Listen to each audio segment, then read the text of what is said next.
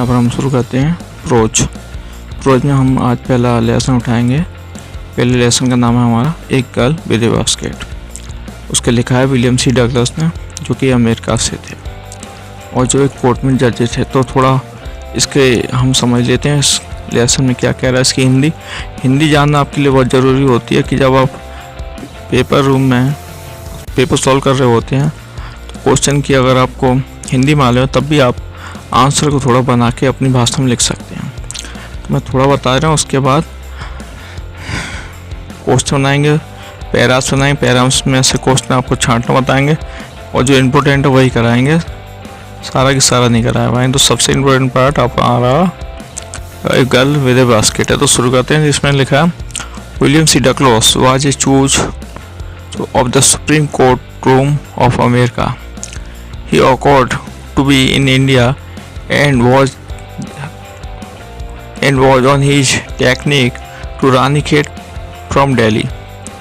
इसमें लिखा है William C Douglas supreme court के जज थे। उन्होंने डिसाइड किया, फैसला किया हुआ बाहर घूमने आएंगे। तो वो कहाँ से? रानीखेत से दिल्ली तक। Through out this quick journey he bought a really feel of the heartbeat of India। जो छोटी सी उनकी यात्रा थी रानीखेत से दिल्ली की, यह यात्रा उनके दिल को छू गई, उनके दिल की गहराइयों तक चली गई। कैसे, ये कहानी आगे पता चलेगा। He was very a lot impressed by the angle of 9 years outdated lady। और बहुत ज़्यादा प्रभावित हुए एक 9 साल की बच्ची से, जिन्होंने उसे एक सम्मानीय महिला कहा। When he was going to Bareilly by practice on his technique to Ranikhet, he brought down at a railway station. Instantly he was surrounded by a gaggle of refugee kids, and every of them busy to promote basket and followers to him। तो इसमें बता दें कि when he was going to Bareilly, जैसे Bareilly railway station पहुंचे तो वहाँ पर उन्हें बहुत सी भीड़ दिखाई दी रानीखेत जाने के लिए। तो वहाँ पर क्या था, रेलवे स्टेशन पर बहुत सी भीड़ थी और जो रिफ्यूजी किड थे, जो शरणार्थी बच्चे थे, जो पाकिस्तान से भारत आए थे, जो हिंदू बच्चे थे, सिख बच्चे थे, वो वहाँ पर कुछ सामान को बेच रहे हैं। कहाँ पर?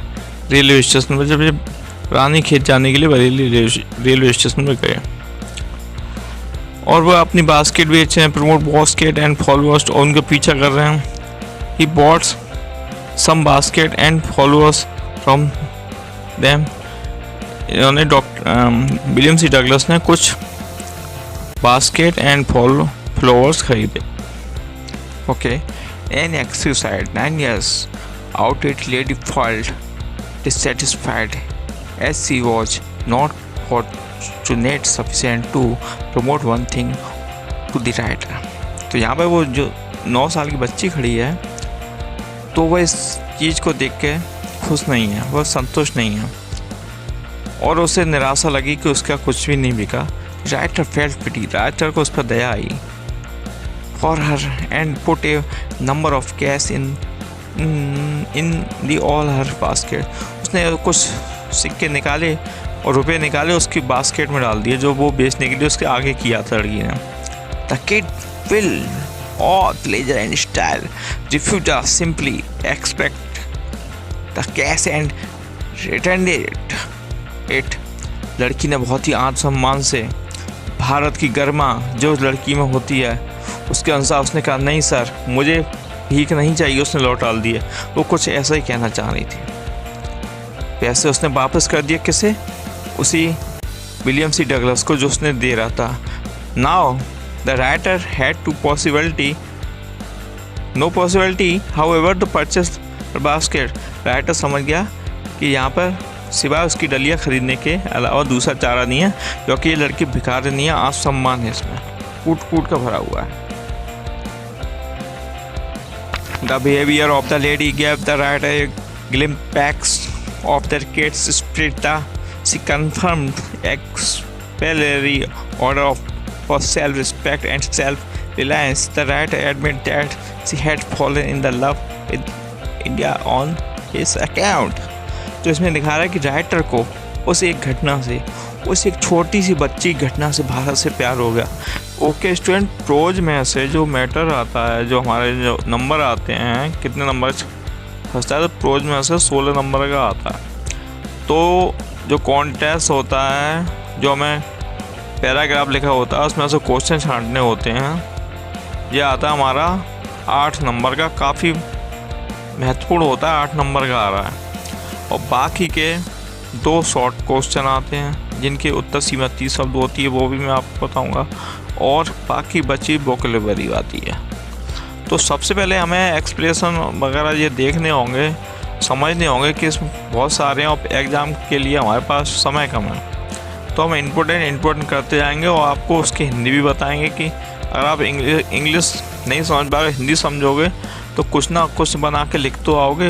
वैसे आप इन वीडियो को रिपीटेड करोगे लगातार तो बहुत कुछ सुधार जाओगे। तो यहाँ पे जो हमने ये रखा है, ये तो आप जानते ही होगे कि ये हमारा ये है प्लेटफार्म हैप्पीन। उसके बाद अंदर का जो भी मैटर लिखा है, तो हमारे पास किताब नहीं है, हम ऐसे छाप रहे हैं। वो अगर लोगे तो उसमें और ज़्यादा टाइम लगेगा, वीडियो की रेंज बढ़ेगी। और ये आखिरी का शब्द आ रहा है हमारा इंग्लिश। तो हम इसको हम शुरू करते हैं कि भाई ये हमें छांटना है कहाँ से आया है। तो इसका रेफरेंस क्या है, देखिए। सबसे पहले हम जो वहाँ पैराग्राफ होता है वो कहाँ से लिया गया है वो हम समझते हैं, तो वो तभी समझ पाते हैं। हमने पाठ पढ़ा हो, मैंने अभी आपके ऊपर पाठ पढ़ाया था, इंग्लिश में भी बोला था, उसका अनुवाद हिंदी में बोला था। तो देखिए रेफरेंस माने होता है, हिंदी में बोलते हैं संदर्भ।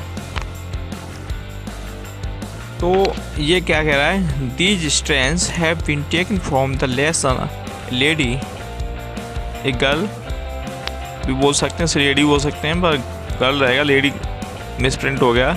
अ girl with a basket written by W.C. Douglas and with the above reference we use for all explanation of this lesson।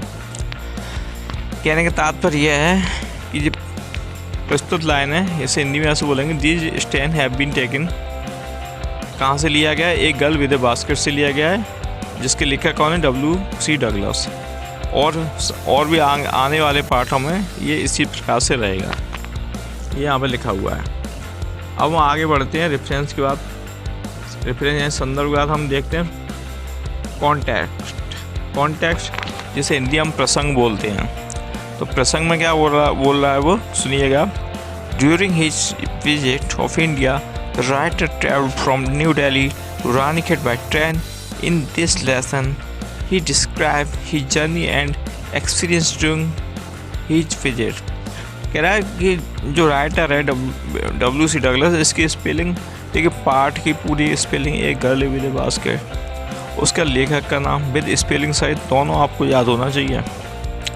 तो कह रहा है कि जो राइटर का नई दिल्ली से रानीखेत जा रहा था ट्रेन से, उसने अपनी यात्रा का वर्णन इसमें किया है, इस लेखांश में। उसके बाद अब आता है हमारा